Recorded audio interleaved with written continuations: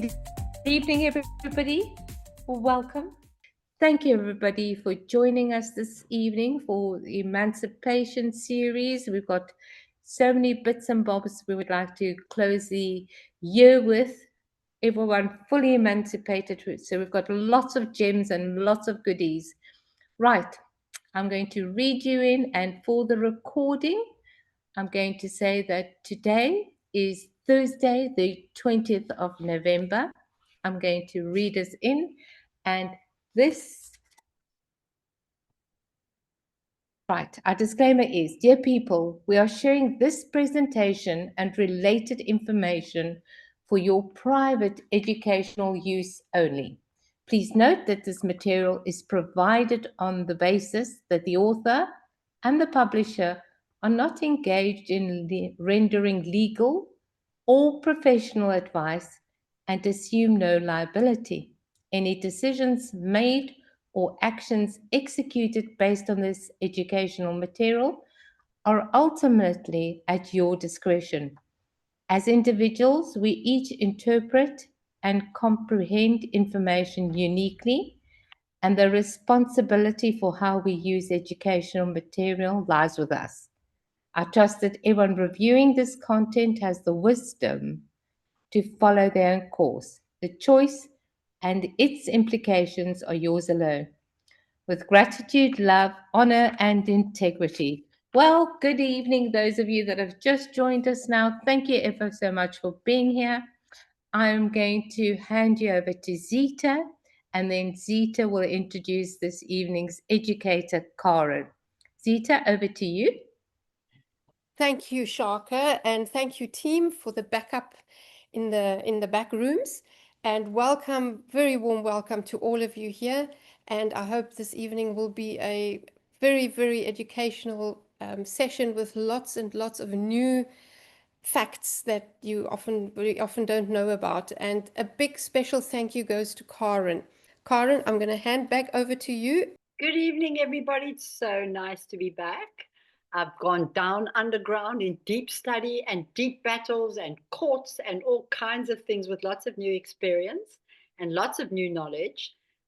It's fantastic when you start actually seeing this big waking up thing that we're all doing.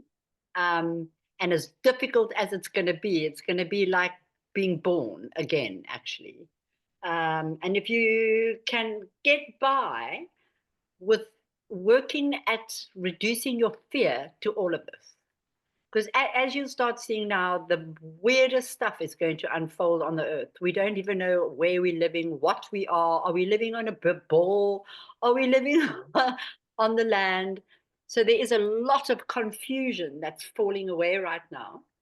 And last week, as I was preparing this, Anna van Rijts put a little short video out, and it just encapsulates absolutely everything to how truly wealthy we all are. So if we can do less suffering and look at this whole thing as a challenge, and it's going to be a hell of a challenge. So this is an introduction on the money system, and you can see how wealthy we truly are. I know a lot of people, and for all that have emancipated, this is going to be very fruitful for you, because last time I tried to explain the use of the birth certificates, and I was in the deep complexity of it all. So it's managed to simplify it for myself as well, so that we can share it in a simpler term. But you'll see how the short video is not that short, but pay close attention, and it's put out in a fantastically simple way. And then we move on, because you'll start understanding, those that have emancipated, the actual situation that we're sitting in and what we have to do. So good luck and thanks. We can run the video. Hi, kids. It's my job to teach you how we accrued a great deal of national credit, why the national debt does not exist, in fact, and how all of this should have gone and didn't. So we're going to try to do that quickly and simply, and I'm going to use a whole bunch of little props here to help you along. One of the props is this. This is a $20 bill. It is a debt note. It's an IOU that has been issued by the Federal Reserve System. Now, what the Federal Reserve System does is it keeps track of all of the funds like this that are issued into the economy. It keeps a very strict accounting and serial notes and everything else for every one of these cash debt notes that are issued into the economy. And the banks keep an equally strict accounting of every quote-unquote dollar that is issued as quote-unquote money of account into the economy. Well, money of account is just an accounting version of this. They are again issuing a debt, okay? And they keep real good track of the debt. And that's how you get a national debt. The national debt is the sum total of all the arrears of all of the notes that are floating around out there, either as money of account or as actual printed cash notes like this. But okay, you've got this humongous national debt here, which also includes interest payments on the national debt. All right, we're going to see why that's all bogus. But here you have your debt note, your IOU. Let's see what happens. It gets spent into the economy as the paycheck of Nancy Crawford, who works for the Department of Labor. Yeah? Okay, so she's got her $20. She's going to go out for lunch. She goes in, she orders a cheeseburger, fries, a couple of Cokes, maybe a milkshake. At the end, she goes to this guy who gave her the cheeseburger, the fries, the milkshake, and the malt, and she gives him this, her IOU. And he accepts it because it's legal tender. All right, so he's forced to accept this. This is her IOU, and he's accepting it. Well, she goes back to lunch. From lunch, I should say. And, he puts it in his cash register. And here comes another customer. Well, he buys lunch for himself and his family, and in the process, this guy gives him the original $20 IOU as change. Okay? So, now this fellow walks down the street and he goes to a spice shop and he sees this jar of curry paste that he just has to have. And so, once again, he gets the curry paste and he passes the note. Okay? We take this for granted. It happens in front of us all the time, all the days of our lives, and we never really think about it, do we? But this is the same IOU, and now it's managed to extract a cheeseburger, fries, Coke, a frosty fountain drink, and the curry paste. And it's still in circulation. All right, so now we have it back again, and he's going to go and he's going to pick up a gift for his teenage daughter, who just loves Chuck-a-cherries. So he gets some Chuck-a-cherries.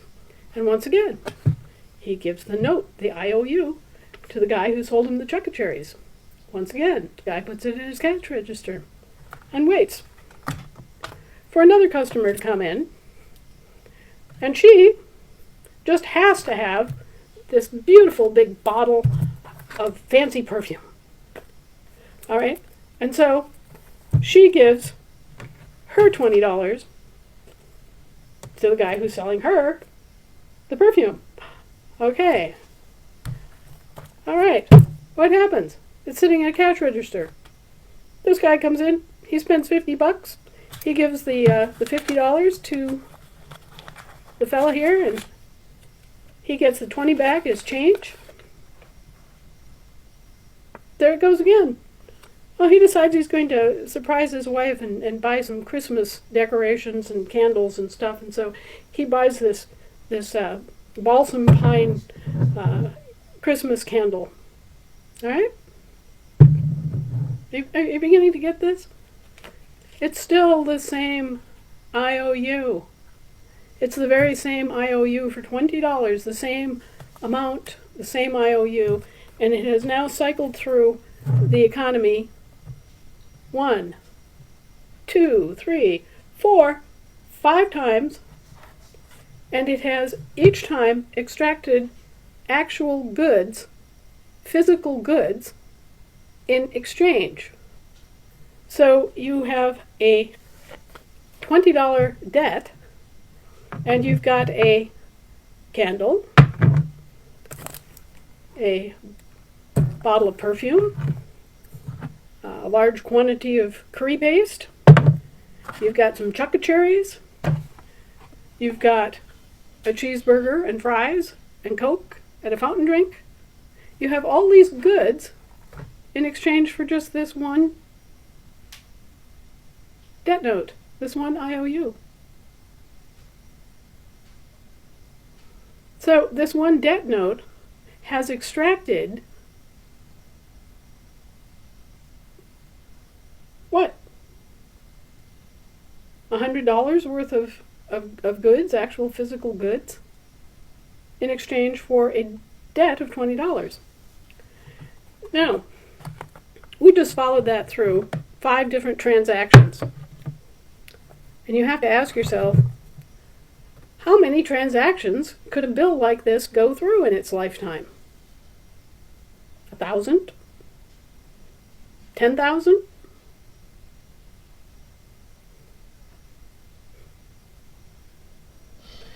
I'm sure that we can figure out an average number of exchanges that a bill like this goes through before it crumples up and gets thrown away and burned, all right? But the entire time that it is alive and circulating in the economy, it is accruing exactly $20 worth of debt, and it's accruing all of these goods and services in exchange. So this is how people have paid with real debt. They've paid with real credit, with real things, with real physical goods and services. And that's how they have accrued a gigantic national credit that is already paid for in goods and services. And that's why the accounting of the national debt is seriously messed up and not correct. Okay, if this system had been working the way that it would, that it normally should, as a zero-sum credit transaction system, the moment that this was exchanged, the very first time, there should have been an exchange in which the debt canceled out against the credit, and both were gone. They were no more. Poof! They zeroed out. The debt created the credit created the debt. Boom! You had lunch. Good for you! Okay? There's no debt on either side here because what? It's a zero-sum transaction system. Alright, so what didn't happen? That didn't happen. There was no accounting on both sides. They separated it out into 2 separate account books. They killed the ledger. There was no ongoing accounting. There was no balancing of the books. So that what you got was this gigantic national debt that was tracked, and this even far more humongous national credit that was never accounted for. And now we do have this little problem. Because as you've already observed directly, within the first couple of transactions, at most, you have wiped out the debt because you've already given more than $20 worth of goods and services, right? So there is no more national debt. In fact, it's paid for, right? However, because there's no accounting, there's no balancing of the books, this continues to sit there and appear to be a debt, along with all the money of account from all the loans, you understand. That's how you get 37 trillion, right?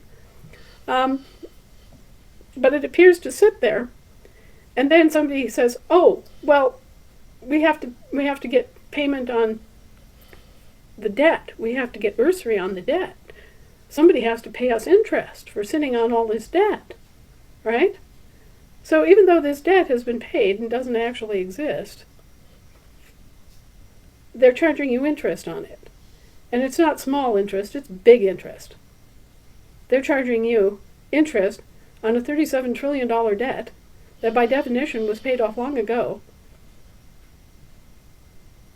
and doesn't exist.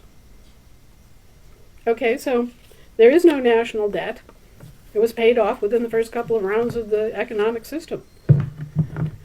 And there is no interest owed on said national debt.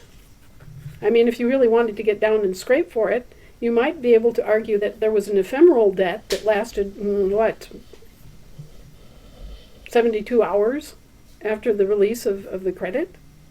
Maybe 2 months on a house loan? It's silly. It's ridiculous. It was never meant to be that way. It was meant to be zeroed out with every transaction. But it wasn't. And since it wasn't, what we can safely say is there is no national debt. There should be no appreciable interest payable on that debt.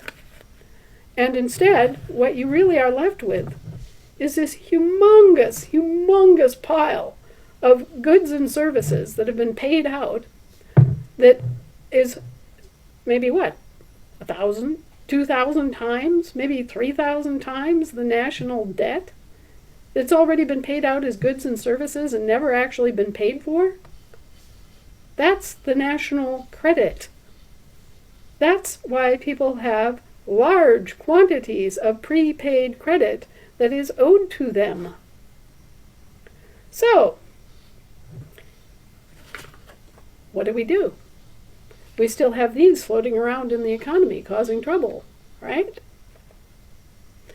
So when we have someone come in and they exercise their $50 worth of prepaid credit, what do? We take this guy out of the system. We take this bill, or we take the money of credit, we take $50 off the national debt. Boom! And we just get rid of it. It's automatically accounted for finally. And once that whole thing is done, and we are done with this, and we're done with the quote-unquote national debt finally being accounted for, then we have nothing left over but still an incredibly large pile of prepaid credit that can be used as the new currency in the commercial system. Because remember, commerce is air jurisdiction. It's a matter of mental and thought energy. It's a matter of debts and credits. It's a matter of paper. For a better word, it's paper. Whereas we live in the real world, and for us, it's the new bottle of perfume. It's the cherries. It's that cheeseburger with fries. And now you can see how we wound up with both a humongous national debt, how we wound up paying usury interest on a national debt that really didn't exist, and how we wound up with an incredible pile of prepaid credit owed to the consumers. And that is how we propose to return the credit that's owed to the consumers and get rid of the national debt and start a whole new accounting system that will reflect reality and not create problems for living people. Okay, Karen? For all of you, if you could download and watch that in your leisure time, because it's basically telling you that if South Africa's national debt is 6 trillion rand, and the average note passes only 1,000 times, which I'm sure it's a lot more, then South Africa's national credit is 6,000 trillion. That's the money that, and goods and services, at which it's a lot more. And that's our credit. Those are the people's credit. And what we've got to understand is that your taxpayer, your tax-paying amount, never goes to pay any government any money at all. What it does is it pays the interest on all the money that our governments are borrowing. So we're paying the interest on as much as they want to borrow, they borrow. And it's all, we pay the interest on the borrowing of a debt note, which, as you can see, is worthless. But in fact, it's buying you all those goods. So for all of those who have tampered into bills of exchange, or can you see where the bills of exchange comes? It's an endless supply of money that's in our circulation in actual assets and goods already. So the importance of all of this is how it ties into your birth certificate, because it's how this national credit comes about is due to your birth certificate, which is generating, as you can see, I would say probably 20, 30,000 times that note kids may be used. Some people say probably 1 million with the new plastic notes. So that is what we are owed. All these goods that we produce in our country are ours. But the crux of the matter is they've taken us and put us in as the debtor that's generating all these goods and services while we're paying them to do it. So I hope you all realize that when you do your birth certificate process, and there's several ways that you can do it, but we'll guide you down one path. But basically, that birth certificate is the creation of the debtor, which is the fiction, and then the real man, the lawful man, is generating all the goods, and the legal man is paying the borrowing of government's debt, where it should just come out of the credit and balance the books. But there's too much wealth to balance the books. And that's why we've got this note. So for you guys who have signed up into the Global Family Bank, this is where the money is. It is the credit of everything that we own. So all those cherries and all those things are all put together, and that's our national credit.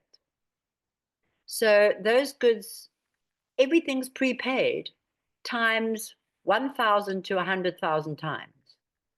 So there is so much money in the system, because the only real money is the labor that we create for goods and services, because government doesn't generate any income. We pay them to basically steal our national credit. So let's start. So we're keeping it quite simple because we're going to go slowly with this, because we're going to get to the point where you're going to understand what your birth certificate and your emancipation is, because you've actually done the process. You can do one extra, which we found a simple route to do. It's a nice, short, one-page trust declaration that you can accompany with your birth certificate. Then there are others, like someone who's in a kingdom and running a group will have to do the full one, so that they can educate the people into a new system. So as we know, a person in all capital letters has no body. A legally generated artificial person has no substance, no body, no brain, no consciousness, no heart, no energy, no spirit, no soul. It is a mere legal persona in the fictional theater of commerce. Commerce actually doesn't exist in truth. It only exists in fiction, which is your all capital birth certificate. So which we are prescribed an imaginary roles played by actors giving a performance. So keep that in mind, that it's so important to separate. For instance, if you're getting summons into a court, you are not getting summons into court. You are not getting summons. The birth certificate is. But they rely on your belief that the birth certificate is you. It is not you. It most certainly is not you. You can deliver your birth certificate back with a summons, and when you know what you're doing, you tell them to discharge the debt. You can't come in there because no body is on the document to come in there. It's that simple. Let's move on. You've got to understand the separation. So never, ever forget this, ever. When operating in the world of birth certificates, which you'll understand what it is not you. Only ever see it as your receipt of your claim property The credit note, just like that video you saw, it's for all the goods you've generated and your families have generated that you actually own, but you've been connived out of it. Move on. So all legally generated fictional persons' birth certificates are debtors by default because they are created without any inherent productive capacity. They are relying on the man attaching himself to that fiction. So their inferior status, the debtor, the birth certificate, your ID book, your driver's license, it's an inferior status, is indicated by the use of written styles other than proper English grammar. That's the all capital name. It's not something that exists in true English. And, or by joining the family name, the surname and the last name to a man or a woman's appellation, joinder, it's called joinder, given name, estate title, thereby corrupting the living estate title, which is your first birth document you got is when your mother filled it out. In modern times, they fill it out, and she signs it at the hospital. That's a notice of a real living baby. You will see from my birth certificate, my live born is the 10th of February. And by the time the state and my mother or my father signs it and puts the stamp on it, that stamp is the time date of the creation of the straw man fiction. So when they ask for your date of birth, if you had your birth certificate, you wouldn't say the 10th of February, you'd say the 16th. Then you've separated those two. So the given name, estate title, thereby is corrupting the living estate title because the family name, which is your surname, we can change it to Sui name one day and I'll explain, is the last name, has no autonomous life. So it's normally in old days, you'd say Thomas of the Field or Thomas Field or Thomas Carpenter because he was actually a carpenter. So his surname took the label of his function in the society. And that's where the surname came from. Or it's, if you were John of Blue Mountain, it's where you came from and the people living in Blue Mountain. But it doesn't create anything. The first two names do. Okay, let's go down. So man or woman enjoinder, as you can see, I told you, to a person, a legal person, becomes the walking dead. That's the birth certificate you send into the courtroom, or you can walk in with it. We'll explain it one day. So legally speaking, by definition, they are incompetent, incapable of possessing living rights and responsibilities. Consequently, their estate title properties are forfeited. That's all the goods and services that Anna showed you. And they are granted limited and revocable benefits and privileges. Their ignorance is negligence. This is the birth certificate. And for as long as they walk in the underworld of the legally dead, they are subject to the high priests of Baal or the black robe devils, which are the courts and the attorneys, who make a judgment upon the one who has given up their life. And so doing, the priest delivers a curse in ancient times, death in modern times, debt, and the victim is sacrificed. So literally, the birth certificate process and how they've set it up is a ritual. And it involves sacrifice. Go down. So everybody, as you saw from the video, is a debtor by default. That's if you attach yourself to the birth certificate. And every man or woman who suffers joinder to a legal person becomes the collateral. As you saw, all those goods and things, they use our goods and services as collateral to go and borrow money. That means our energy and everything to create all the chocolate cherries and the hamburgers and everything is being used as future collateral. Because when you're born, they think, oh, okay, there's a nice strong baby. He's going to produce tons of goods and services. So we're going to attach that value to the birth certificate bond. We'll get into it now. So the surety is the collateral, the security, and you'll start understanding about securities.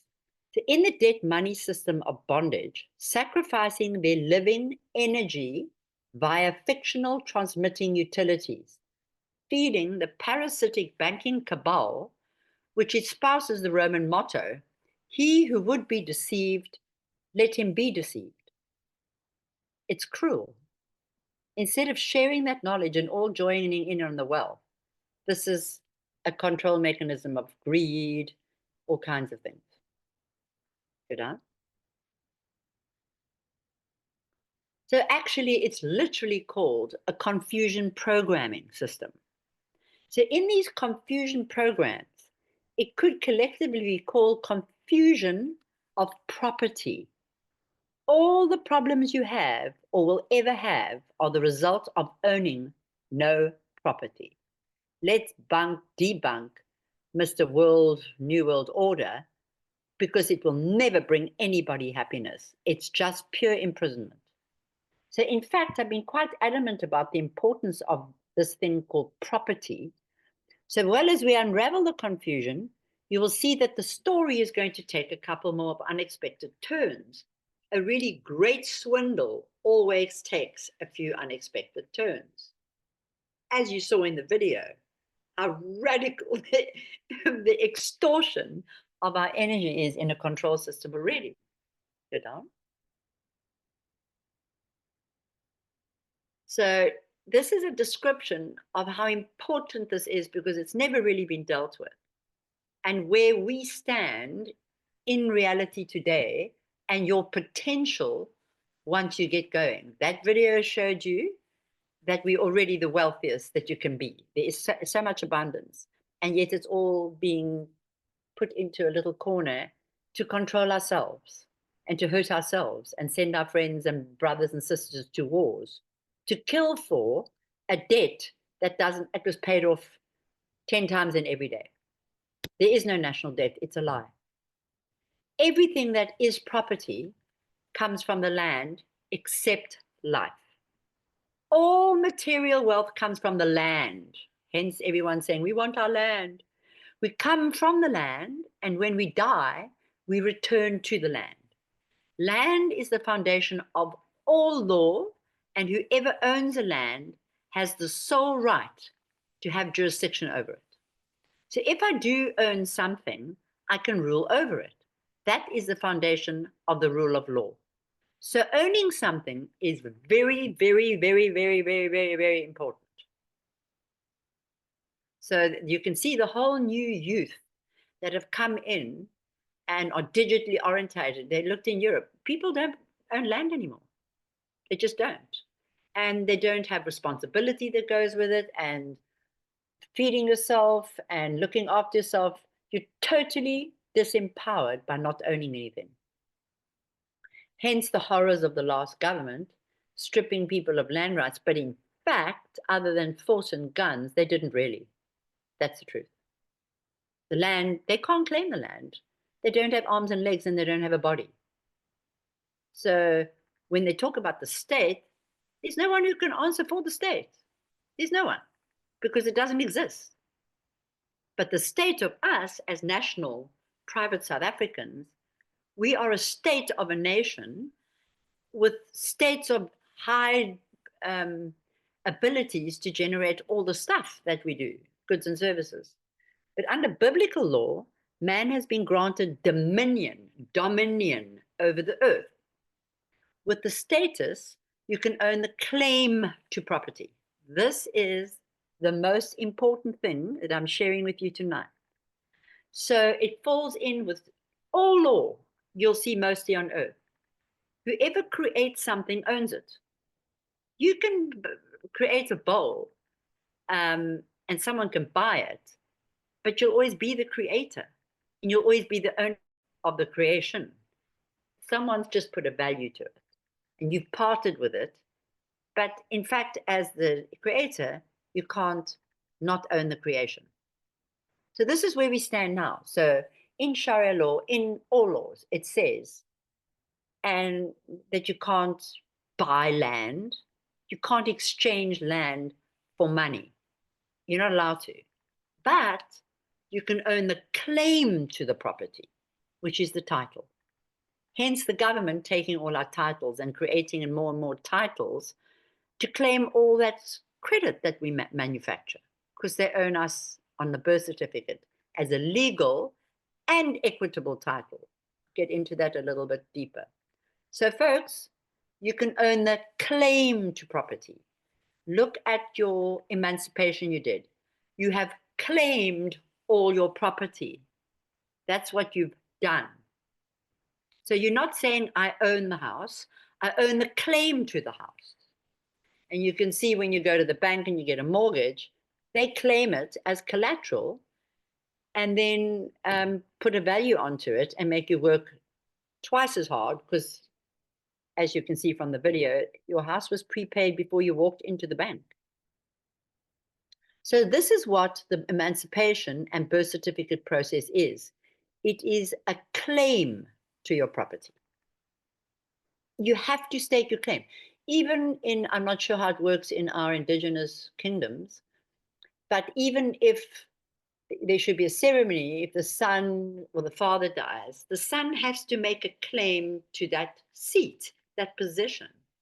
So there's always a ceremony around it. For instance, if you live on a piece of land with inheritance, when your father or mother die, you go and do the paperwork to make your claim.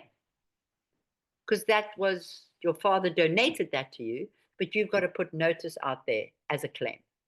Then you are the steward of the dominion granted to you through the claim to that piece where you'll generate your wealth and goods and services.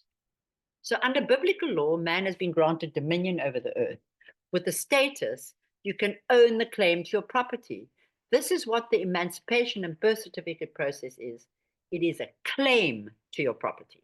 So you will claim to be an owner of the property. You will have ownership of the claim, which is the highest way that you can own anything, because it's not ours to sell. We're given dominion, which is being a steward. Let's move on. So whenever you want to get to the bottom of anything, it's best to go to the origin of the source of the thing, the beginning where it all began. To know who owns property, you have to go to the origin of the property. What is the source of everything? Is this where the swindle begins? So going to the origin of everything takes us right to the only question there is. Everything flows from one question. Is there a creator God who created everything? Or is there no God and no creation? That's basically what I explained before. So now this is where God comes into the process as having given us dominion. Let's move on.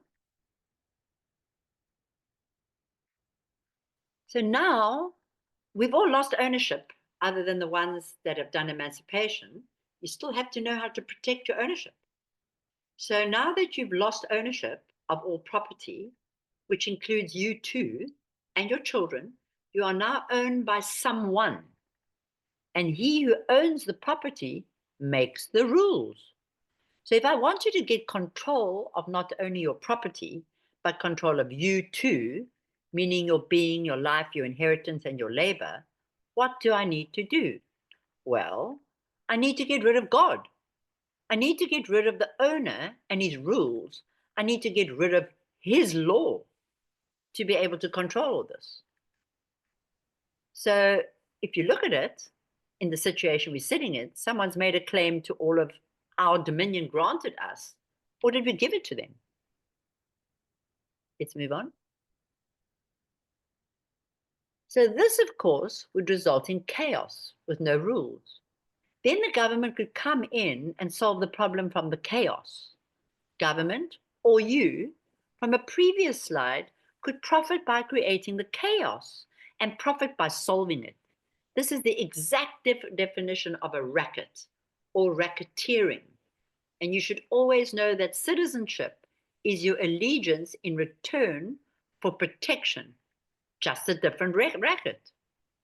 So you are now taken on citizenship, and you have now got a new God for the state. And everything the state tells you to do, you'll see people say, are we allowed to? Are we allowed to? And you think, who are you asking? You're asking God, the government. That's what's happened. They're posing, they've usurped the position of God. That's what we are sitting in today, in a totally aesthetic, sorry, let's move on. Atheist situation. So an atheist, yes, okay, then you must settle with the government being your God. And he's going to rule over you because he rules over your property. So based on what, and the God that you are is a fiction, which is the state. It doesn't even exist. So I don't know if people know the famous Nietzsche saying, say, your God is dead. Yes, it is dead because it's government, it's state. So based on what we perceive as being just and right, if there is a God who made everything, then he owns everything. Only he has the right to rule over everything. If there is no God, then we are the smartest beings on the earth and we just take or assume the right to rule over everything. So is this the elite class acting as God, or are they just psychopaths, land pirates, to steal all your property while you're asking, am I allowed to do what I want with my property? So here's the horrors and a little image of the deception. It runs so deep that it's difficult to unravel, but we're going to get it done in 3 sessions so that you know in this situation, that situation, you'll have your little package put into your computer with your emancipation, and you'll have your few little 1-page notices, because we don't want to know their law. We just want to claim those assets in the video, which are ours, but we didn't claim them. That's all. We have to claim them. So this is the claim game. So we're now reversing and turning the whole government upside down, and that big wide pyramid that sits at the bottom goes at the top because we own everything. Let's go on. It's an image of a birth certificate with the sole of your foot, which is the soul that the Vatican claims. Literally, it's the sole of your foot. So when you put your foot onto the earth and you are a living being with a spark of life in you, you are now on the earth, and that joins their air jurisdiction with your footprint, and they call it the soul. The corporation soul is the birth certificate fiction. That's what it actually is. It's a sole proprietor. Okay, we can move on. So sit down and look at your birth certificate. This is for people, or if you haven't got your own, I suggest everybody gets their vault copy. And as we go down, you'll see the importance of it. So sit down and look at your birth certificate and understand what it is and how it functions. I have pasted the forms for this at the end of your document for you to peruse. Those are the new forms that you'd fill out at the hospital when you're having your baby. That's called the vault copy. It's a notice of a real baby being born. So they step in afterwards, and you're going to realize that when they ask for your birth date, you must put in the stamp date, not the 10th of February, the 16th of February is when this fiction was created, for you to use to pay all the debts of that credit. But you have to claim it. Otherwise, you have no rights to it because God owns everything. And understand what it is and how it functions. So you're going to have a look at it at the bottom. You're going to all get these notes, and I'm praying that all of you will get through them. Zita has put this beautiful presentation together where it's simplified, other than me in my normal style giving you heavy documents to read. It's taken me a hard time to realize that people don't really do that so much anymore because they're on their phones and I don't have a phone. So I've had to alter it, and thank you, Zita, for this fantastic job you've done. So let's go down. So that was step 1. So your birth certificate has 2 basic functions. First, it's an insurance indemnity receipt. You'll see on your birth certificate, there should be a receipt number. That's the receipt they gave they put it on the document, but it's our receipt, which is required under the Lieber Code, the Hague Conventions, because they have to give you an indemnity, an insurance receipt that you're insured for all the property they are stealing from you. Basically, they've claimed all your titles and said, okay, I claimed your titles, you were asleep. And essentially, an insurance policy guaranteeing that your property won't be harmed as a result of their use of it. That's how they create all the money and steal it all, because they're using the birth certificate and attaching your energy to it. Okay, let's go down. So now I know there are probably a lot of people that don't understand the insurance claim.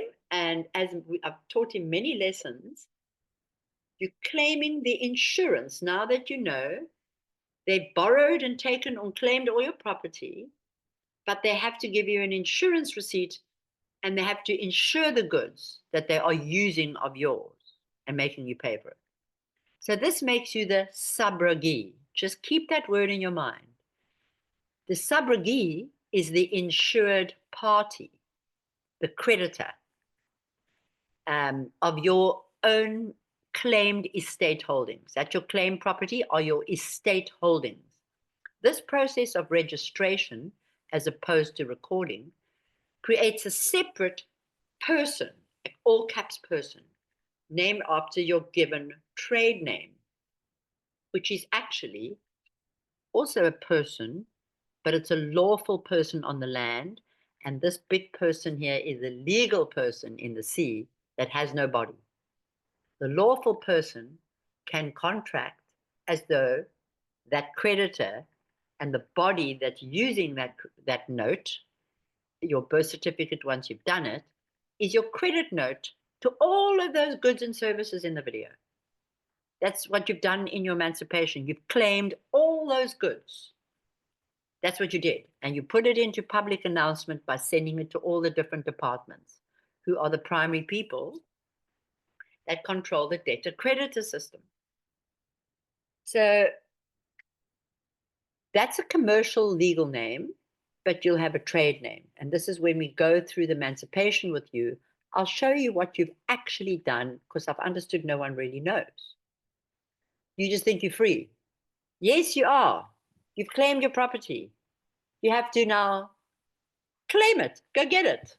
So this process of registration, as opposed to recording, creates a separate person named after your given trade name, yet owned and operated by a franchise, like a Kentucky Fried Chicken franchise of the main franchise.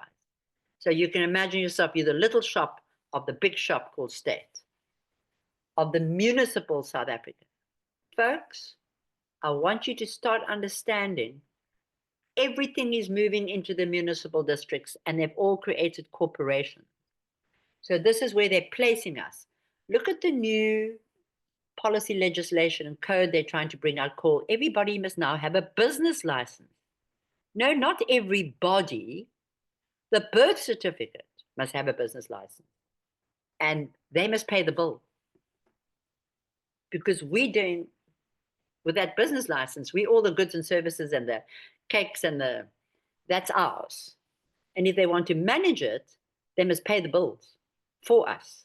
Otherwise, you must learn how to do it once you've made your proper claim to your property or understood it so that you can action it.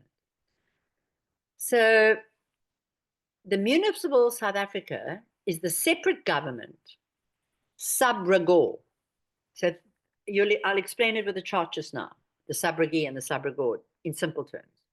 So the separate government, which is the municipal fiction, all capital letter, all municipal governments are controlled by the Vatican.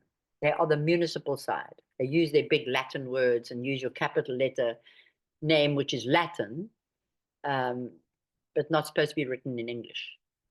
So the insurer, the one who must pay the insurance damages out for stealing your goods. So when you make your claim, you go to the government and say, I'm coming to claim my insurance on everything that you used of mine, and I'm claiming it all back. And I've got that, if I had R1 million of debts under that birth certificate, times it by 1,000 minimum. Okay, that's 1,000 million. That's what the government owes you. And you can use your signature to claim it back because it used your signature to create the debt. Let's go down. I hope you're all following me. Please, folks, get your questions ready. It's so important that you take your steps. It's like a railway line, and if you've got one missing piece, that whole train is in danger. So this is the basic subrogation process. So imagine, I'm sure all of you who've had a car with insurance, and if someone drives into you and you are injured in an accident, someone else caused, that's the subrogee. So you're going to make a claim. So someone else rode into you, you go to your insurance company and you file a claim with your insurance company. This is exactly what you're going to do with your birth certificate. You've actually done it, but we're spelling it out for you. So you file a claim with your insurance company, and then your insurance company pays you for the damages as soon as possible because you need the money, you've got to pay the bills. So you've got an insurance company who pays you out, even though someone else created the accident. So now your insurance company sues the party that drove into you for reimbursement of what the insurance company paid. So you are barred. You yourself can't sue the man who rode into you. You can only take your claim from that insurance company, and you can't go back to the man who drove into you and claim that. So this is basically the same as your insurance claim on your birth certificate. And that's why when people were doing bills of exchange, they were accepting things for value, where you must be accepting an insurance claim rather. Because this all happened in 1933, where you became the collateral for this whole system. So you'll see now this is exactly what you're going to do and what you've done in your emancipation. Add your birth certificate in with it and do that second process. You're in a different seat. And when you send it, you're going to have a postal number on there, which is going to be your bond number for your claims and for your bills of exchange. Let's move down. I hope you all got that. So now that you know you're insured, so your birth certificate becomes a bond. Same as you going and borrowing money on a house, that's the bond to what you owe. Literally, it's just a bond. So it is a bond issued against the value of the estate. Remember I told you it's an insurance bond putting the value of your birth certificate. Or more recently, under the Vatican, they're using you as public transmitting utilities, which people all talk about, but no one really understands. This is where you start realizing these people are playing and torturing us slowly into all these deceptions. So, the public transmitting utility, so the value of your estate, that's the insured estate, and the assets, all the assets that you have generated, all those chocolachinos and the perfumes and everything, they belong to you. You're just not controlling them because you haven't made your claim to your property. Let's go down. So your indemnity bond, which is your insurance bond, now that you see, is a legal agreement that protects one party from financial losses, just like that car accident. You've been protected by an insurance policy over your birth certificate if someone crashes into you, just like the car. It's caused by the actions or failures of another party, which is the government. They have failed to do their job. And it ensures that if the party responsible for the bond does not fulfill their obligations, the affected party, the one who got banged into by the government's car, in your car, can claim compensation for their losses. That's your birth certificate claim. It's an insurance claim that you've actually done in emancipation without really understanding. Let's go down. So here is another way. Now think of the note in Anna's hand in the video. A bond is another IOU. So you've got that bond, you go and buy an insurance for your car. So if you ever hit into anybody, your bond that you hold from the insurance company is an IOU that they will pay you if you make the claim. So it's a promise to pay under stipulated conditions, just like the insurance claim. So you have the certificate, the birth certificate, proving that you are the actual owner of the asset property being bonded. But until you, and unless you claim your exemption from their system of things that they claim, the benefit of the bond goes to the state or the department that is insuring your stolen property against loss or damage. It's called the Purcell system. I was absolutely shocked. I punched in Purcell system for the South African government. You cannot believe the money they spend on training people into this fraud. All these government people that you see driving around in their black car and their special, beautiful makeup, and it's all the Purcell system trainees of insurance claims that are never made. So if you don't state your claim and you die, the government takes all those goods and services that we created. Say you 1 million, they're going to take 1,000 million from you but when you die, because no one claimed your inheritance. So, and so as I say, if you don't claim your exemption, you come back from being lost at sea. They thought you were dead and they held all your property for you, and they insured it for you in case you came back. And you come back now, and in your emancipation, you've claimed your goods back. That's what you've done. Let's move down. So now here we've got Anna. Now notice a couple of other things about your birth certificate that prove that what Anna van Reitz is telling you is true. She is the most incredible woman on the subject. No one can beat her. There are a few that would do the system differently. Nevertheless, let's move down. So, as I said earlier, there are two prominent dates displayed on your birth certificate. One is your actual birthday, the 10th of February, and the other is the filing date. As I said, they're not going to write it down on your birth certificate. When you look at your birth certificate, you see what the filing date is on the modern ones, I think. And the old ones, like mine, had a big red stamp on it, and it says the 16th of February, which is your timestamp. When the person, so you were a baby for 6 days in my case, and then my parents went and signed it and got a stamp on it for the 16th of February, and that created the debtor. I was a creditor until then. So the other is the file date, the 16th of February, which is the creator of the straw man. So when the person, a corporate municipal franchise was created, I don't know why it's cutting off here.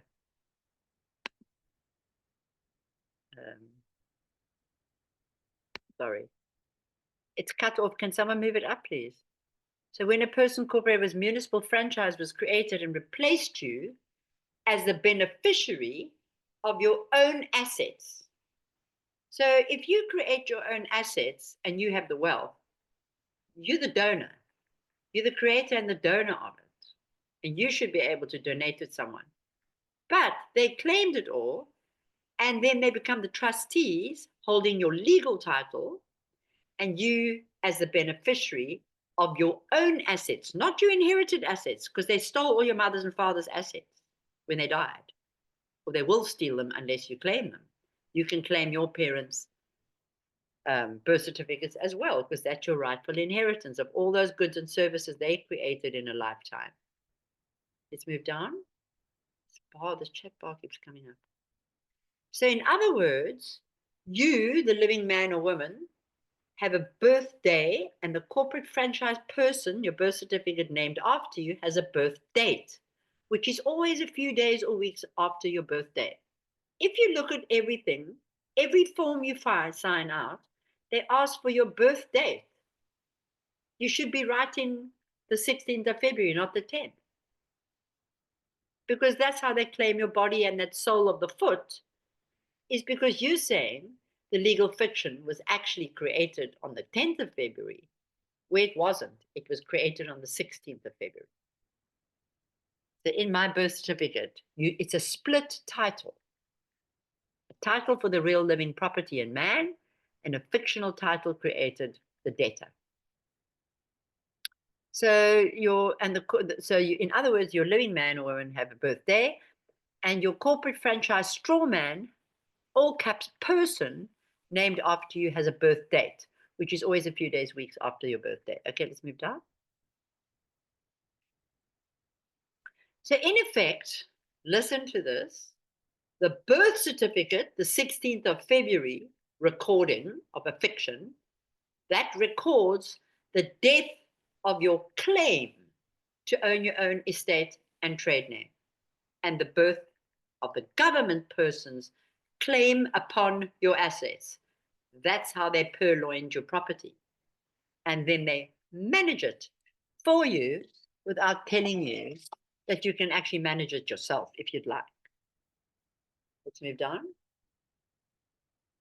So this is moving into this. You saw the money video. You're seeing how they've set a value onto you and created a franchise dead straw man fiction who does the transacting in the fictional jurisdiction of the heir, but in terms of value and bills of exchange, you are always the holder in due course.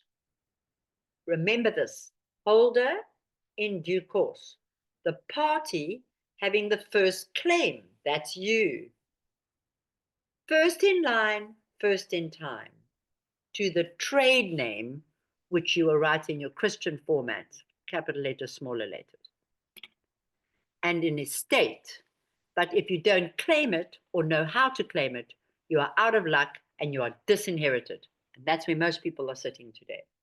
They're still voting for a McDonald's president of a company.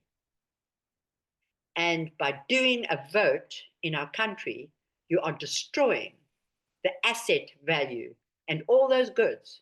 You're giving them away by voting for a corporation that stole all your property. It's going against South Africa. Let's go down. It's called identity theft. So for people who don't understand the word probate, you'll start seeing the probate of the birth certificate is signed by the Registrar of Home Affairs. He's the officer. He's only the officer of the probate court. This proves that your estate was probated. You were put down as dead, and they probated your estate and summed it up and basically claimed it for themselves. So it's a false probate. It's a fiction. Let's go down. We'll explain your insurance. So here's a definition of probate: is the legal process by which a court validates a deceased person's will and oversees the distribution of their assets according to the will, or if there is no will, according to state laws. This process includes settling all debts and ensuring that the estate is administered properly. That's what probate is. So you think you're inheriting a car or some money from your mother and father, but you're inheriting a state's debt. The more money you have in fiat currency now, the bigger the debtor is. The man with no money in his account now is actually the true creditor, because he doesn't hold money that he owes, IOUs. He has no IOUs. A piece of gold would be nice in between to hold that, because that would be, but you could only swap it for the IOUs again. Okay, we can get on. The living organic South African state national. It's so important. Keep your notes, go through these notes, understand every single word. I've given you most of them, But when you don't know a word and you're reading a document, guys, stop and get the answer to it. That's why I put in brackets what an egnomen is. You can go and research it. It goes right down to Roman slavery. The living organic South African state national, which is all the people that have emancipated, are now a state national. Look at how the word is spelled in state. It's a small letter word. So that's the true state of the people, the sovereign state. We only have sovereignty to this organic South African state. You can't have sovereignty in a company. So, for example, the name Betty Ann Boop, which is Boop is the ignomen, it's the surname, was taken off the title of her natural estate. And her natural nationality and political status was changed to that of all caps Betty Ann Boop, a federal government, municipal franchise corporation, the government citizen of the Republic of South Africa, which is Kentucky Fried Chicken or McDonald's. It's the same. They're just in the business of governance and theft. That's in business. So they tricked you into being a citizen is an employee of the Kentucky Fried Chicken or RSA Inc., same thing. But those who've emancipated, you're not that anymore. But you've got to notice government and every transaction you do, and you have to do it properly. So I'm saying you get a copy of your birth certificate. I won't bring the authentication into it now, but even if you just have a copy that the police has verified is one of the original, and you can make 20 copies, and you can start using them with your emancipation documents. So if they send you anything, you can send it back with your claim property and your birth certificate name and say, I conditionally accept your offer to contract. Here is the evidence that I'm the claimant. So I'm a creditor anyway. That's where you want to go. And that's what you're learning here. So you're a citizen, as we say, a citizen is a company employee. Walmart, Kmart, Kentucky Fried Chicken, the whole damn lot. And you're a franchise of that. Let's go down. So the birth certificate notice of birth, which is the notice of birth in this country, for those who have listened to all the American, it is your certificate of live birth. But it's to basically, that's your first in line, first in time claim, because they have to acknowledge that the baby is born, because they have to have something to attach you to the straw man. And then after they've got the straw man out of you, they basically diss that vault copy, which is the notice of a live birth. That's your life-saving grace. So the birth certificate, your notice of birth, is issued on bond paper. There's the evidence of the bond. It's normally heavier paper, giving you silent notice that the assets named on the face of the document, your all caps name, your unlawfully converted estate property, assets included property, the copyrights, the Crown copyright. So they create the straw man and then they copyright it. So you're not allowed to use it. If you use your all capital name, you are committing fraud. Because you're not. That's why you'll see when I go through what you did in the birth certificate, you've already overcome that. But you've got to understand what you've done, because if you saw it, you would create a copyright agreement and send it with a birth certificate of your claim whenever they send you a summons. And you say, okay, if you want me to use the trade name, it's 100,000 Rand a day. I've got debts outstanding to me of 10 million Rand when they send me a court case. And I say, oh, do you want a contract? Here are my fees. And if you ignore them, I'm just going to keep billing you. And that's what you do. Then they can hold the court case and everything. I'm not going in there. They owe me 10 million.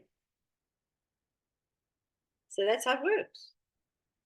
So for the folks that are really interested, I redid my emancipation very recently with all my seals and everything. And I added a full copyright agreement to it. So it goes with my birth certificate claim of my property. So anybody using that name will have to pay me. It's an act. They're doing fiction. This is Hollywood. Okay, you buggers. I've been going in there like the fool, the actor, and you haven't been paying me anything for acting. So you must think I'm a lousy actor. I don't care if I am. I charge fees if you want me to come into that shitty movie, actually. I don't like it. So if I have to come painfully listen to all that stuff you give out, that lie, it's going to cost you 100,000, maybe up to 1 million if you hurt me. Oh no, it's going to cost you lots of millions. So it's all in the contract. And when you send it in, say, you have to send notice if a court case comes at you and you ignore it. That's what they expect you to do. Then you're a delinquent, you're an imbecile. You don't know what you're doing. But if you send notice that I'm actually the creditor, before the case starts, they might never ever want to hear from you again. And they must answer you.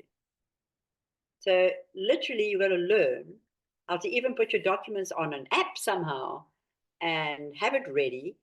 And within 72 hours, you send them notice saying, I conditionally accept your offer to contract, which is what a summons is. It's an offer summoning you into the dead corporation. You say, that's fine, but I'm actually the creditor, and these are my acting fees. And here's my evidence of my contract being the actor, and that's your birth certificate. It's the actor with a big fat value on it, a huge value on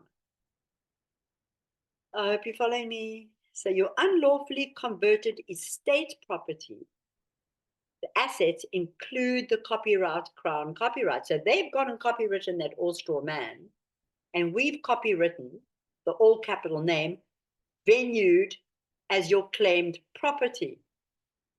You're the creditor now. You can operate on the debt side, but you're always the creditor, so they always owe you. And your trade name will go into your land, your labor, your trade name. Everything that you ever own has been seized upon and bonded by this organization issuing the birth certificate. They've seized you. But the emancipated ones, you've claimed it back. You just don't know how to use it. We can go down. So the process of false probate, this is what I was telling you earlier. So on the 16th of February, after my birth, the process of false probate, the dead baby, the so-called placenta, which they call the twin, and they call the straw man now, just described, results in the unlawful conversion of your name and estate property assets from the land to the sea. So all the fiction is sea monsters. We're in a sea monster movie. You know those Loch Ness monster movies? That's where you are when you are engaging with these people on what they believe they have rights to. So they created the title for you, but they don't tell you it's for you. They bluff you, and they treat you like an imbecile. And if you come back and claim it, you've put everything into the correct position of truth.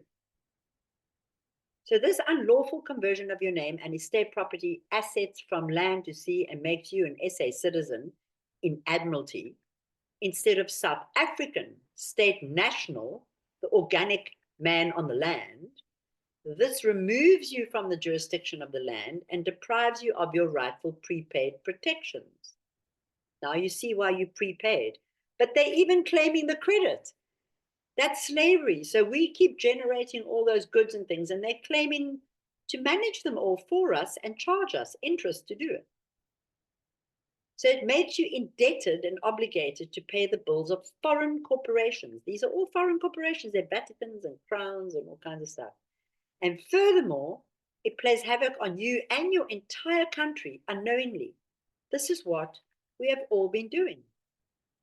Just like that movie. We've just been generating all the stuff and dealing with an old fraught 10 Rand note that should be buying 1 million rands of the goods. Let's move down. So all of this was done without your knowledge or consent and without your parents even being informed.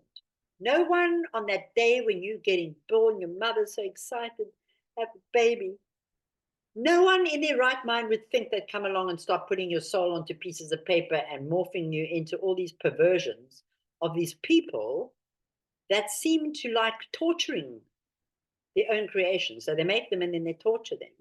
And we attach ourselves to the torturers. Literally, we've been tortured. So the people doing it are officials, all on our payroll, who are required to act in good faith, yet they proceed behind your back because you were never told that these actions were taken or that false claims were made created in your name.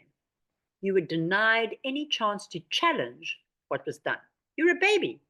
I mean, when you do this to a baby, it's one of the worst crimes that you can do in the history of the world, because it's a vulnerable little, gorgeous little thing. And it's now to expose the wrongdoing or to claim your exemption and exercise your indemnity. Go back to the movie, all the credit, you've claimed it in your emancipation. You just don't act on it. You don't know that you've done this. Has the sound gone? Someone's saying the sound is gone. Are you all there? I can hear you, Karen, Okay. loud and clear. Shaka? I've been all along. Okay. Yeah. So all this was done without your knowledge or consent and without your parents ever being informed. So in contracts, when you're not informed and there isn't full disclosure of what you're doing, that's fraud. It's just pure fraud. This entire system from the bottom to the top is 100% fraud, and it's a fiction. We make it exist by making all those goods and services, and we keep putting it back to the debtor, and we give government comes, I want this from you. Take my farm, take my thing, just don't hurt me. Because our fear is so big because we've got so stupid and we don't know what we're doing. This is the biggest spiritual journey you could ever take in your entire life. And I've been around for years doing all this kind of stuff and studying this and doing all of this. This is the biggest flip and reality flip that I've ever experienced. So all of this is done without your knowledge or consent and without your parents ever being informed. The people doing it are officials on your payroll who are required to act in good faith, yet they proceed behind your back because you were never told that these actions were taken or that false claims were created in your name. So all these claims to your property, folks, and for all the kingdoms here, they never took your land. They created a false piece of paper describing that land, and you believe that they took it. That's all that's happened. So because you were never told of these actions, we were taken from false claims, were created in your name, and you were denied any chance to challenge what was done. So to expose the wrongdoing or to claim your exemption bond, your insurance, and exercise your indemnity. You've done it in your emancipation. You just don't know how to use it and integrate it into the system. And that's what we're going to teach you. All of this was done without your knowledge. Okay, we've got this. We can go down. So for many years, and the word parasite is very, very apt, because parasites eat away at things, especially the dead. So they're like the dead, and the life that comes to them are these parasites. Hence, that battery in the matrix. You will see who and what that battery is. So for many years, these parasites seized upon your given Christian trade name, just as you were taught to print the first grade with your first name, middle name, and last grade. Remember, they used to make you sign your name, read the roll call when you come out to the school or the class is, this one here is Betty Ann Boop, and you go, yes. They're giving you the debtor's name in the classroom. That's where they start. So your middle name and last name, all written in upper and lowercase, like John Henry Doe. Take notice of every document you get, and now start identifying who it is they are addressing. You'll start noticing. Betty A. Boop, Betty Ann Boop. There are 20 or 30 of them. So they are addressing, as is most certainly not you, as we shall now see. Go down. So here's this you know, but we run through it again. So note the types of persons evidenced by the following style. This is all still in C jurisdiction. Don't want to confuse you because you can have persons in trade names as well. So that John Henry Doe there equals the Foreign Citus Trust. Next week, I'll put that old pyramid up and it'll explain this all to you beautifully again. So the Foreign Citus Trust, you'll see in courts and things, they sometimes use this name, but I'll explain it how they box it, which means off the page. If anything's in a box, most of Admiralty magistrates courts, you'll see they use your name in proper English, but it's in a box. Anything inside a box doesn't exist. It's in a box. So you always keep note of that. John Henry Doe Foreign Citus Trust, all caps, is always the Setukivi estate, and it's always the Pope with that sole of the foot, and he's got your land and the sole of the land of your foot on the land. And that's the beneficiary. As go back to the property ownership, you're the beneficiary of the dominion, not the controller. They've claimed the control. Then you'll see John H. Doe is the public transmitting utility that came up just now. And you'll see H. John H. could be John Henry, could be John Heather, could be John Horace. So it really doesn't exist, that one. But they've run out of ideas. Okay, let's move down. I'm going to bring a little bit of spiritual aspect into this by explaining what the transmitting utility is. Because Earth, the feminine aspect of Earth is the magnetic field, and the masculine is the spark, the charge and the discharge. That's how the Earth operates. She's magnetic. You'll see when you put a north and a south magnet together, it doesn't spark. It just slaps together with incredible power. But the masculine is the spark. So you can see this is the transmitting utility is an entity that owns or operates, this is ESCOM, facilitates for the transmission of electrical energy, primarily for wholesale sales. This includes electric utilities and other facilities involved in bulk movement of electricity. When we're generating all those things, we need our electricity of our bodies over long distances. We travel, we deliver goods across the sea, we do it all. We're doing everything. Does this sound like the sweat of our labor for charge and discharge? This is what they call the art of law. So there is the electricity battery that they have put the masculine into. But look at what's in a battery. It's a magnetic substance. So this is how deep the art of law goes with them playing with words while we all just working for them. It's a slave camp. But only because we haven't made our claim. We put ourselves into slavery without understanding what we're doing. Let's go down.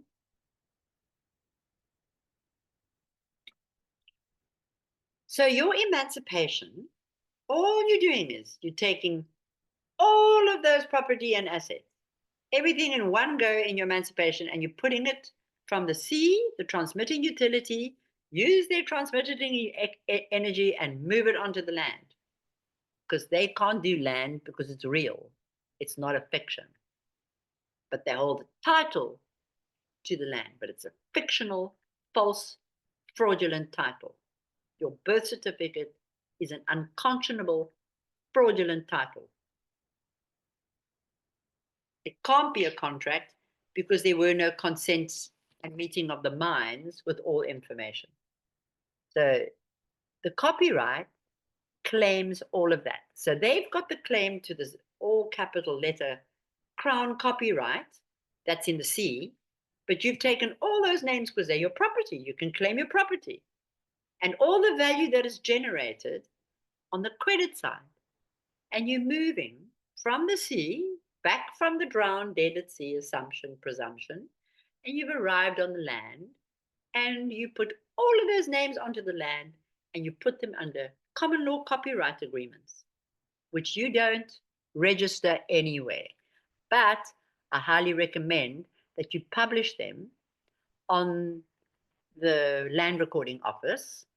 I published mine in a newspaper because I did mine years ago. And the copyright agreement that you're all going to get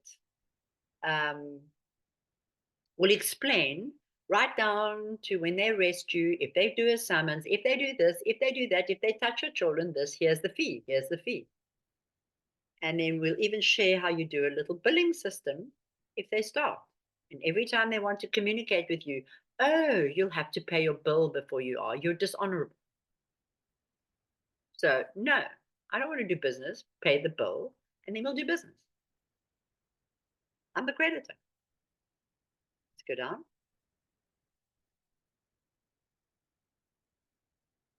So their government franchise, they own the strawman title. You've made a claim to the credit of that title, and you've moved it onto the land, into reality. So now that franchise, because they owe you all of that 100,000 times more than we've generated, you must start using it. That's yours.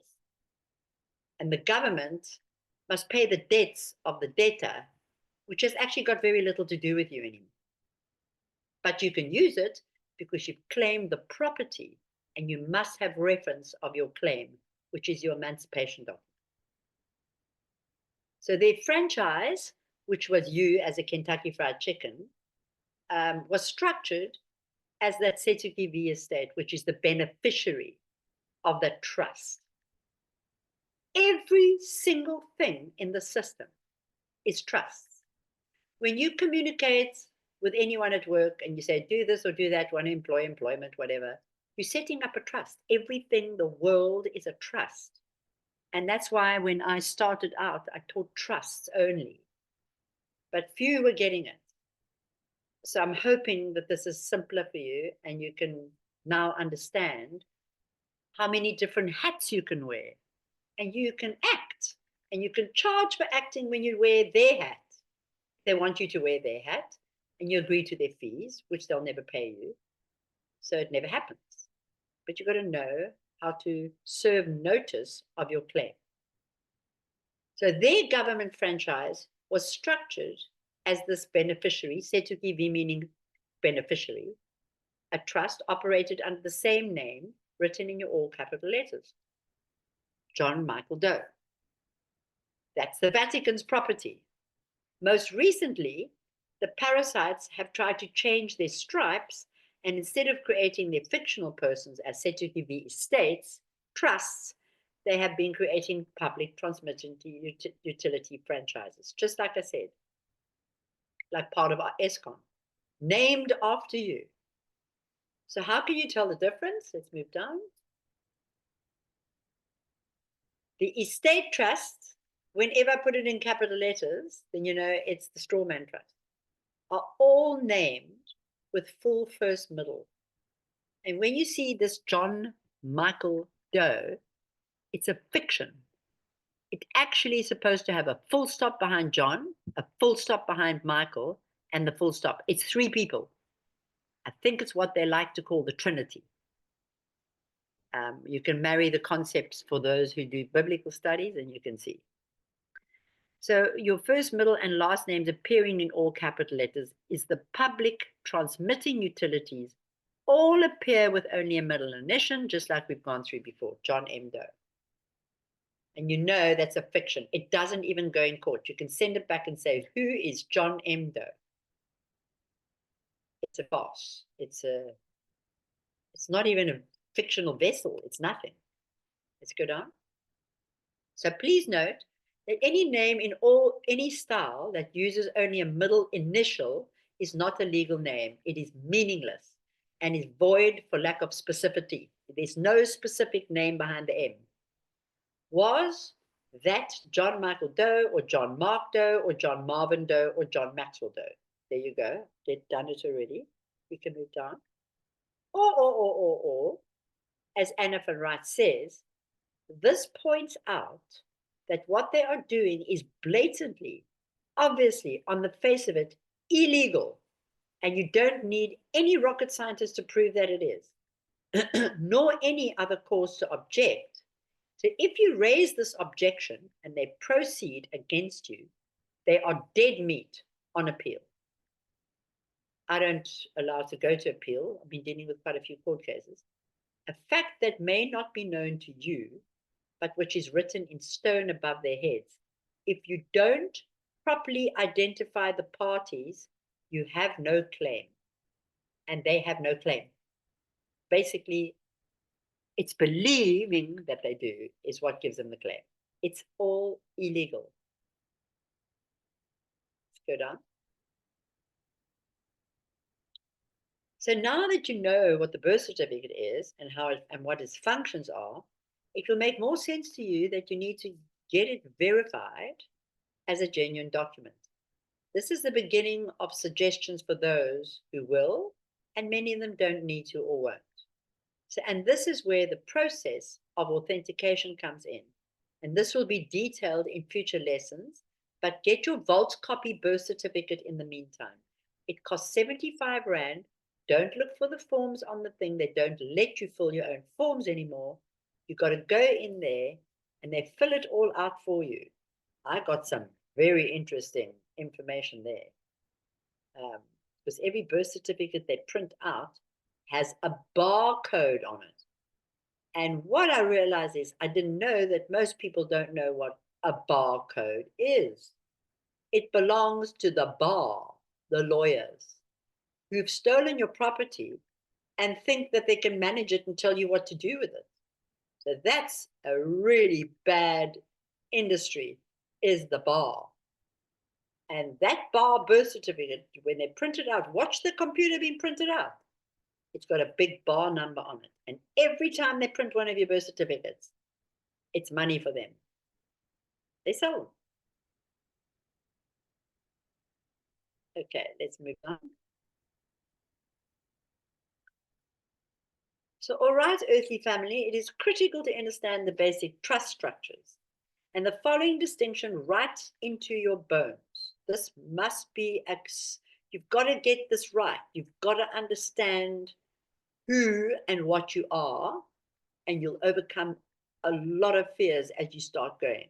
Fear is the worst thing that's happening to people. And you've got to, it's got to the point where I'm starting to laugh at it. And I kind of, through the depths of all of this, I'm not scared to die.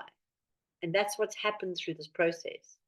You fight for life because it's the most precious thing and it's the most grateful to that incredible breath of life, which is the masculine spark. But you're not prepared to sit over here and be a slave without at least making your claim back. They've been showing us how we must do it, and we don't see it. So in their system, if you don't understand the basics of the trustee, the beneficiary, and the donor, you're not going to understand the system in its basic. But as you go down, you'll understand the powers and who's responsible for who. Because the beneficiary is the cake. That is the thing you don't harm or don't do anything bad to.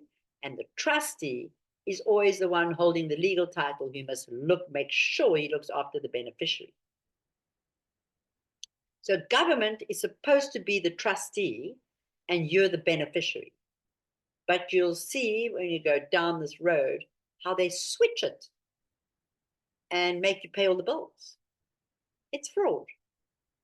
So in their system, trustee and beneficiary are just titles on a piece of paper.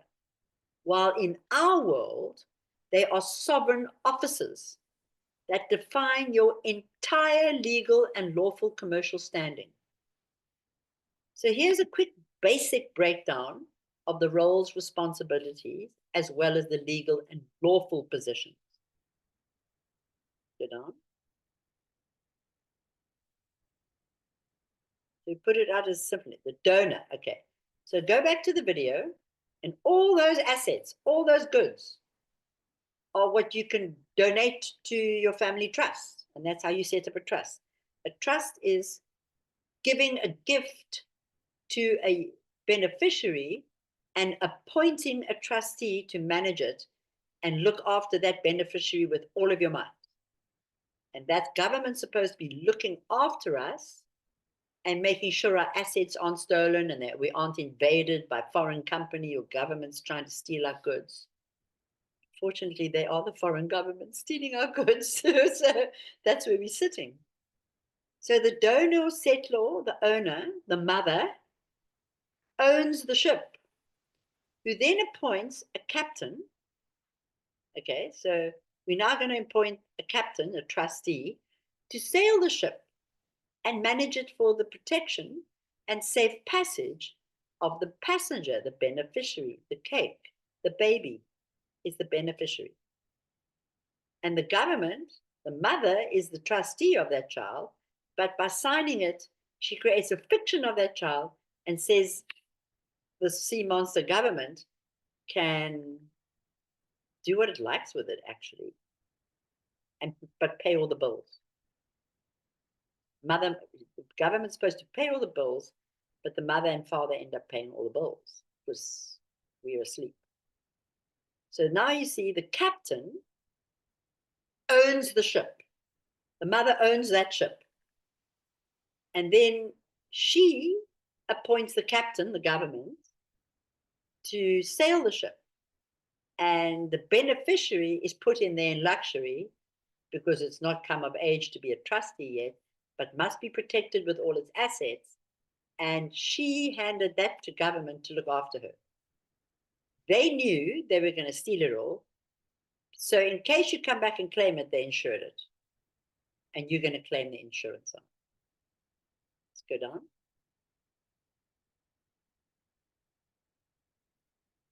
So this is the basic, here's your famous pyramid that you're going to start seeing. So there is the donor, the grantor, the mother who owns the ship, the mother and father who own the baby is the donor and is the ultimate controller. Can sack the trustee, fire it at any time. It's an optional role, but that's the mother and father. They own the baby and they've appointed the government. And if you don't like what the government's doing, you've got to fire them. Literally, you've got to fire the trustee. So the trustee, as we've saw, is the captain of the ship. That's the government. Takes legal control of the trust assets, day-to-day management, total discretion, manages it all for that passenger beneficiary in their best interests, which is not what they're doing. So then the beneficiaries, which is us, because we've generated all these goods and our mothers have generated, put it into trust for us, and we claim it, and we also start generating for the next generation. So the beneficiaries, the passengers of the ships, are entitled to receive income and capital from trust only at the trustee's discretion. So no right to demand distribution, only a right to be considered. This is a very basic off on the net. It gets more complex when you start understanding that a beneficiary can actually fire a trustee. But we'll go into that later. As long as you understand how your birth certificate is this trust, and that's what establishes the trust. They can't deny it. Your mother did donate your energy to government. The trustee did claim all your assets to manage them all, but they were stealing the profits of it. And then you as a beneficiary have been treated very badly, and you've been thrown in to pay all the bills on behalf of the trustee, while the trustee is a delinquent, imbecile, fool. Everything they accuse us of is what this government actually is. You put the mirror up in front of them when they take you into court and they treat you like an imbecile. You say, oh, okay, here's my birth certificate. You're the trustee. Pay the bill. Bye, I'm leaving. That's how it works. Literally. Let's go down. Okay, so we've been at it quite a long time, and we're going to introduce this pure trust declaration as it's an excellent education to understand the emancipation that you have done. And this declaration can be used to publish. So when I mean publish is, say you decide to take your birth certificate and you're now going to file it into the Public Land Recording Office of South Africa. So you can publish it on their publishing page. All of them has a publishing page. And you can scroll down, Zita. I don't think we're going to go through it because we've been going for quite long. Let's go down and have a look at the document. Yeah, I think I put it on here. We've been going now for almost an hour, 45 minutes. So I think it's I don't long know. enough. I think, yeah, people need Yeah. to digest this. You have to move over. But just put it, do you want to display it or not? I can do that. To show you that you're going to create a divine trust for yourself. And it's a 2 pager, is it 1 or 2? And you're going to put your certified birth certificate with it. And you're going to use that because you've created a new true trust in relation to that other trust. You can Can just you see flash it. No. Oh, you can't see it. Okay, sorry. No. And for all the folks who are serious about being in this new situation, I highly recommend that I'm trying to get to the point to see if you can use the digital printout. Unfortunately, your mother and father aren't there, but your emancipation is declared. And if they go into your records, they'll see who your mother and father are, and they match what your emancipation says. So this is basically a pure trust declaration on the structures of how trusts actually work. So your creator, your divine creator, donates your life into a body. That's called the divine trust. So you create the God, the donor, takes the soul and the spirit, your intent, and grants a body to it, which is the beneficiary. That beneficiary grows up, becomes a trustee of God under dominion, and you then have dominion under God's rules and laws, who's the owner of all your property. And you making this as your claim, your pure trust declaration is your claim to it all with your emancipation. So I won't go through the whole thing, but this document brings your whole emancipation together and puts your birth certificate with it. And now you've got the full package of your defense. It is an absolute defense. Just understand it. So you'll see it deals with, I'm not legal fictions. Here's my personal identification. And you'll see why I don't want to go into deeply is your legal person. I'll plant a seed now. Stop quickly. Your legal person, you must remember the word person did mean a man until I think it was only in 1826 or something they changed it. But you're a legal person in the sea, and the lawful person, which is what you're going to use for your trade name. Say you create perfume and you make the most gorgeous perfume from the flowers on your farm. You then call it Betty Ann Boop perfume. That's going to be your lawful person and your lawful trade name. So then you also spells out your corporate relationship. Go down a bit. There's a piece in bold here that will spell it all out. So it says here, the legal person determined at my sole discretion, see the foot sole, which means you've got your foot on the land, not the imagined straw man or personal discretion of any government organization, and now requiring payment to me for any use, storage, or references or holdings. That's what the captain's going to tell the ship, going to tell the port and everything. So then you go into the rights held back by government, and you're going to need your birth certificate number in there. But we're going to go through this document so that you fully understand it and so you can start actioning and using your birth certificate. I am the only collateral judge in my affairs and given to no other. Go down, yeah. So that's how it is. And then you're going to do the private divine trust declaration. I want to change it. I'll explain it when we go through it. And you'll see some of my poses in there. So go down. This is the flash of what you're going to get next week. So there you go. Pretty Amber, the divine trust. And when you have it authenticated, you have it certified. I'm going to share with you next week too how to get away with using a notary and how to get away without using a post office. But there you go, folks. I'm praying that you got it, but you're going to get these notes without this divine trust, which I'm debating. I would like to call it the sacred trust, and I'll explain it.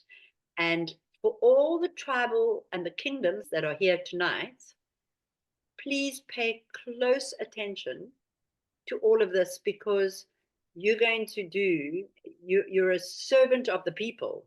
So your responsibilities are a lot bigger. So we'd offer the main people the full birth certificate claim, where you send it to Treasury and everything. And you do your bond on it and you claim your bond. And as you saw in that video, how much money there actually is, your king can settle your debts once he knows what's going on, because he's the creditor who owns his piece of land. Thanks, folks, for listening and being here, and I hope you all benefited hugely. Thank you so very, very much, Karen.